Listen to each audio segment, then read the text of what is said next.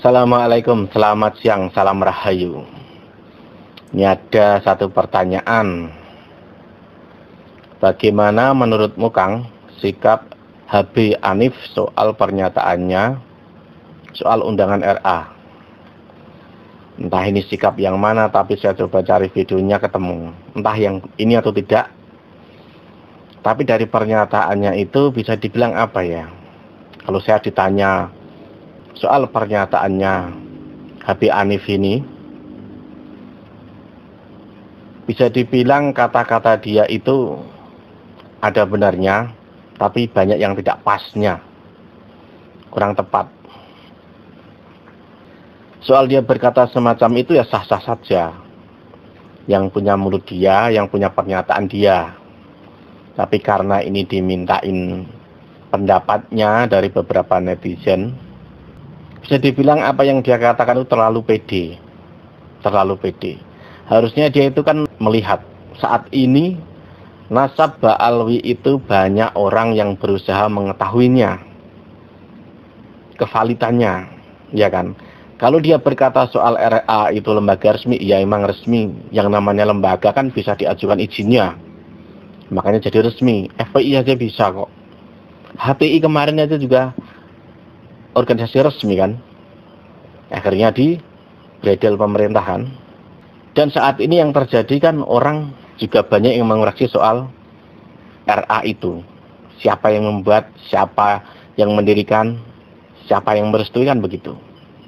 Kalau orang melihat itu ya sah-sah saja juga, karena bacaan sejarah itu banyak, sangat banyak.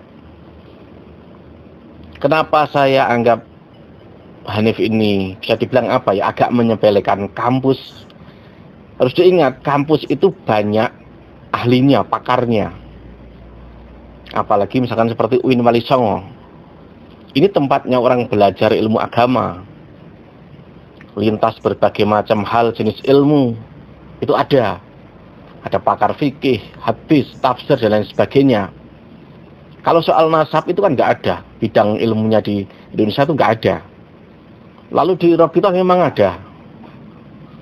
Kalau di Robitoh ada, harusnya dari kemarin udah bisa mengkelirkan soal itu. Tapi kan faktanya tidak. Lalu siapa sih orang yang mensahkan itu? Ini loh kiai atau ulama ahli nasab. Yang dilihat kan karyanya, bukan pengesahannya. Kalau pengesahannya di Indonesia juga nggak ada orang belajar kampus lalu lulusan pakar nasab gitu. Nggak ada kayak di Indonesia. Jadi misalkan ahli tafsir, ahli hadis, dia bisa juga belajar soal nasab. Soal nasab ini kan lebih banyak, lebih dekat dengan sejarah sesungguhnya.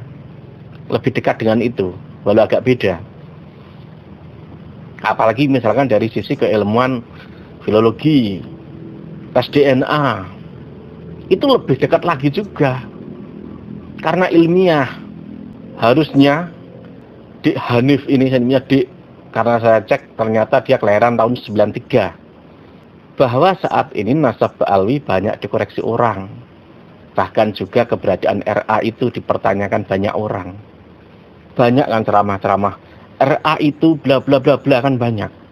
Di kampus itu, terutama kampus-kampus Islam itu tempatnya orang belajar agama, belajar ilmu di situ.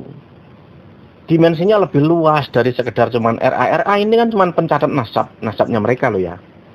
Nah, yang digugat itu soal ketersambungannya kepada Kanjeng Nabi kan itu.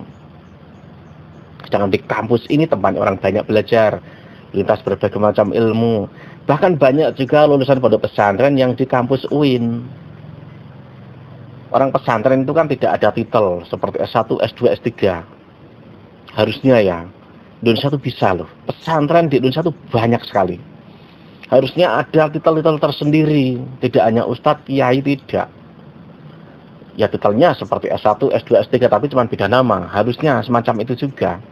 Karena lulusan S1 saja belum tentu bisa ngalahin lulusan pesantren yang hanya 2 tahun, 3 tahun loh. Ada juga yang lulusan pesantren tapi sebenarnya kemampuannya udah S3. Banyak juga. S2 ibaratnya itu banyak juga. Tapi di pesantren tidak ada titel yang dikenal orang, yang mengisarkan ciri khas dari pesantren itu tidak ada. Hanya penyebutan ustadz, kiai. Makanya itu jika tidak ada titel-titel semacam itu, makanya ada Kiai Tebu Slamet juga. Coba misalkan pesantren untuk ada titelnya, dibuat standar baku di tiap pesantren, biar tidak ada diskriminasi juga. Kan lucu ya, orang lulus pesantren hanya ingin punya titel S2, S3, S1, dia harus kuliah dulu. Padahal dia udah belajar. Di pesantren udah belajar. Dia sudah menguasai kemampuan bahkan di atas S2 misalkan. Bayangin saja dia harus belajar dari awal di kampus. Kan nggak elok gitu loh. Ya di kampus ini banyak. Lulusan pesantren di sana juga banyak. Berarti juga banyak pakar agama. Ada ahli fikih belajar nasab juga bisa. Jadi kalau misalkan menganggap kampus ini ada nggak pakar nasabnya, kalau itu dipertanyakan, juga bisa dipertanyakan balik. Memangnya ada juga di sana, apalagi hanya lembaga pencatat nasab. Sedangkan ini luas. Ibarat ukurannya tuh lebih luas, lebih banyak. Kampus itu tempat belajar ilmu. Banyak pakarnya di sini, gitu banyak. Makanya ada di sebagian mukibin, mana ada ahli pakar nasab di Indonesia? Ada kan video begitu di YouTube. Di Indonesia tidak ada pakar nasab katanya. Lah yang mengesahkan siapa, kan tidak ada kampus yang mengesahkan. Lalu harus siapa gitu loh. Lihat saja hasilnya, karyanya, pernyataannya. Bisa nggak dipatahkan orang secara umum? Tuh loh. Seperti Kiai Imad itu sebenarnya juga bisa dianggap pakar nasab. Mahdi Rojai aja mudah kok dibantah dengan pernyataannya Kiai Imad kok. Padahal Mahdi Rojai katanya tuh pakar nasab di luar negeri. Bahkan Grand Syekh Al-Azhar itu pernyataannya semacam itu, tapi yang tidak mengeluarkan dalilnya, tidak mengeluarkan bukti-bukti datanya, cuman hanya semacam itu. Ya mudahlah dipatahkan oleh Kiai Imad kan gitu.